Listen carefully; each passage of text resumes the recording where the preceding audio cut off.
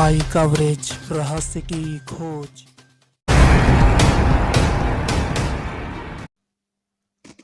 उत्तराखंड राज्य के पौड़ी गढ़वाल जनपद में पूर्व विधायक व वर्तमान नगर पालिका अध्यक्ष पौड़ी यशपाल बेनाम ने चौबट्टा खाल विधानसभा सीट से आगामी विधानसभा चुनाव 2022 के लिए भारतीय जनता पार्टी के टिकट से अपनी दावेदारी पेश कर दी है।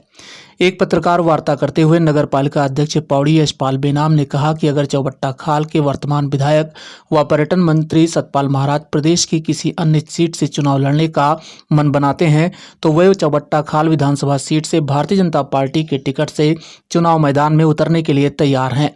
उन्होंने कहा कि पूर्व में भी जब वे निर्दलीय में चौबट्टा खाल सीट से चुनाव लड़े थे उस समय भारतीय जनता पार्टी और कांग्रेस के बाद तीसरे स्थान पर रहे थे।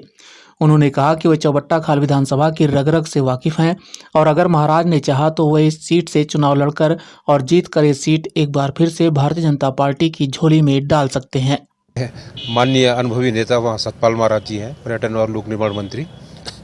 पिछली बार मैं 2012 में वहाँ निर्दलीय लड़ा था और मुझे 6500 वोट मिली थी। मैं भाजपा और कांग्रेस के बाद तीसरे नंबर पर रहा था। इस समय भी मैं अभी राष्ट्रीय अध्यक्ष JP नड्डा जी आए थे तो 5 तारीख तक तमाम आवेदकों से आवेदन मांगे गए हैं। तो मैं भी चौबट्टा खाल से अपनी दावेदारी प्रस्तुत कर रहा हूं। माननीय जिलाध्यक्ष जी को जब वो पौड़ी आएंगे तो उनके पास में अपना बायोडाटा प्रस्तुत करूंगा और मुझे उम्मीद है कि एक आंदोलनकारी को नगर पालिका अध्यक्ष में रहा हूँ, पूर्व में विधायक रहा हूँ और एक अच्छा जनाधार मेरा चौबट्टा खाल में है।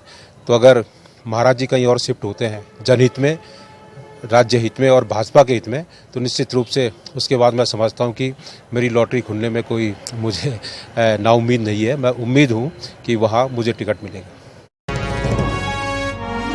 चहुमुखी विकास में अग्रसर सरकार, जनगण मन के हुए सपने अब साकार। अब हम जैसे युवाओं को टेंशन लेने की कोई जरूरत नहीं है, क्योंकि उत्तराखंड सरकार के मुख्यमंत्री स्वरोजगार योजना के जरिए हम युवाओं को रोजगार से जोड़ा जा रहा है। अलग अलग विभागों में चलाई जा रही अन्य रोजगार योजनाओं का लाभ देने के लिए अब एक ही जगह पर कैंप लगाकर सारी औपचारिकताएं पूरी की जा रही है। इसके साथ ही नैनो उद्यम जैसे सिलाई, बुनाई, फल सब्जी विक्रेता, ऐसे लोगों को भी सरकार वित्तीय अनुदान दे रही है।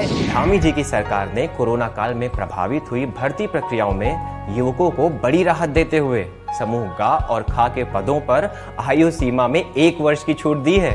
और यही नहीं, मार्च 2022 तक होने वाली भर्ती परीक्षाओं में लिया जाने वाला शुल्क भी धामी जी ने अब माफ कर दिया है। वीर चंद्र सिंह गढ़वाली पर्यटन स्वरोजगार योजना के तहत दी जाने वाली सब्सिडी को बढ़ाया जा रहा है। अब स्टार्टअप के लिए भी सरकार युवाओं को सहूलियत दे रही है। श्रीनगर, हल्द्वानी और देहरादून के मेडिकल कॉलेजों में 501 पदों को सृजित किया गया है और इसी के साथ ही राजकीय नर्सिंग कॉलेज बाजपुर में 70 पदों की स्वीकृति दे दी गई है। उत्तराखंड में लगभग 22 से 24,000 रिक्त पदों और बैकलॉग के साथ ही समस्त रिक्त पदों पर भर्ती प्रक्रिया शुरू हो चुकी है। अब मिलेगा हमें रोजगार का अधिकार। युवाओं के संग है हम, उत्तराखंड है हम।